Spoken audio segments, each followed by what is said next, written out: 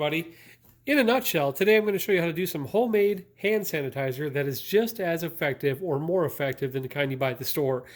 It is March 2020 and we are in the start of the coronavirus pandemic or scare, and a lot of people have been hoarding hand sanitizer and it's hard to get nowadays. So I'm going to show you in a few short minutes how to make it from your own ingredients that you probably have in your medicine cabinet or under your kitchen sink. This is all you're really going to need.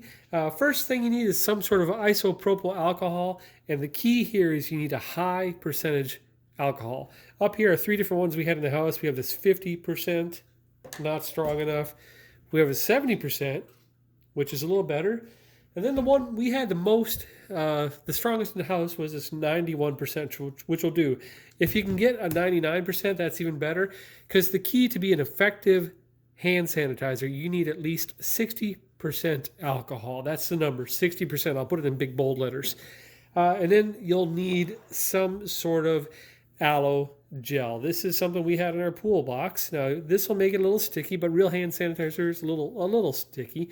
You can use other things to help cut this, but if your job is to kill germs, this is fine. And also, you want some sort of essential oil. We're going to use a little tea tree oil. That's good for your skin, because when you use alcohol on your skin, it will dry out your skin. If you don't have something like this, it might not smell so nice, but it'll still kill the bugs. Real simple ratio.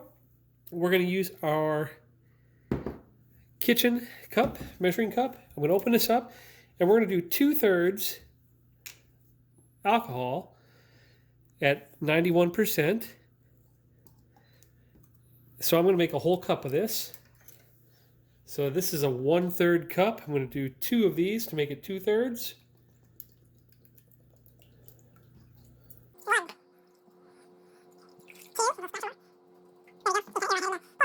So we got 2/3 of a cup of alcohol, 91% alcohol.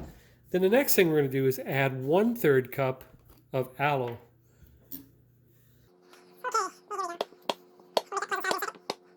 Now this is stuff you normally have on hand. There are other things that you may have the foresight to keep in your pantry that'll last forever, like glycerin.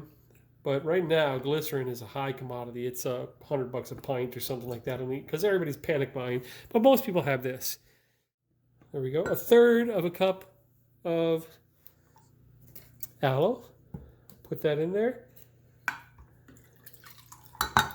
Nice shade of green.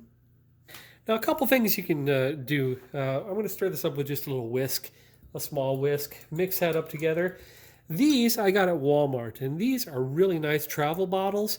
What they really are is silicone travel bottle. These are 3 fluid ounces, so I made a cup. It's just enough to fill, or almost fill, 3 of these. And they'll squeeze it out like they do a normal thing of hand sanitizer, and it's reusable, of course.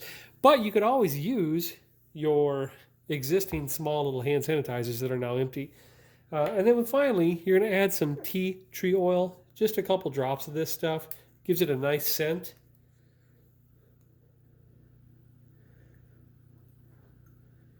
I did about 5 drops of that. I'm going to stir this up.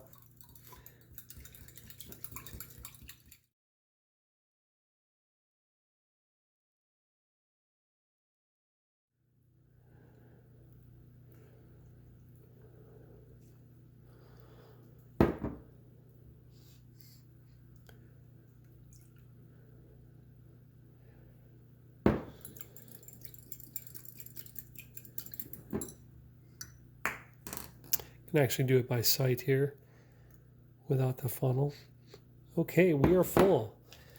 We'll do that 2 more times, but right now we are carrying along that 91%. If you do the math, 91, and then 1/3 of that being this, we're coming up with about a 70. I did the math on paper. About a 68% solution of alcohol. Again, to be effective, it has to be greater than 60.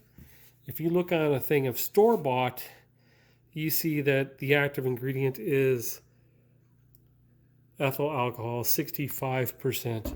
So we're at 69, 68. Trying it out. Has that cool alcohol cooling feel. And if you don't find that this keeps your skin moist, just use some hand lotion afterwards, but this will kill all the bugs. So real simple. You need isopropyl alcohol, you need aloe vera, and an essential oil like tea tree oil to give you some skin condition properties and a little bit of nice smell. And that's it. That'll keep you ready to go and your hands clean and you safe. Good luck. Thanks for watching.